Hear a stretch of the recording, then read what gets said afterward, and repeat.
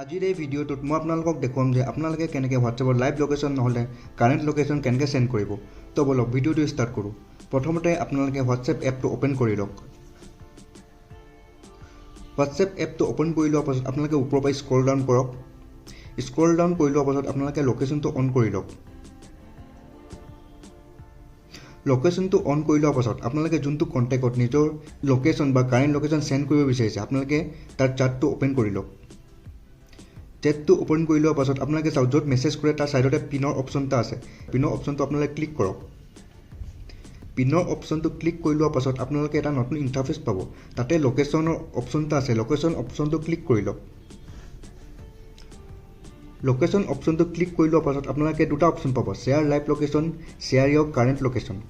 Share live location হ'ল আপোনালোকে যদি ক'ৰবাত ট্ৰেভেল কৰি আছে, যদি এটা জেগাৰ পৰা আনটো জেগালৈ গৈ আছে, যেন আপোনাৰ ফ্ৰেণ্ড এজন আছে সেইজনক আপুনি নিজৰ লাইভ লোকেশ্যন শ্বেয়াৰ কৰিব বিচাৰে, ইয়াৰ পৰা ইয়ালৈ গৈছে যেন সিহঁতি আপোনালোকক ভালকৈ বিচাৰি পায়, তেতিয়াহ'লে আপোনালোকে শ্বেয়াৰ লাইভ লোকেশ্যনটো চেণ্ড কৰিব।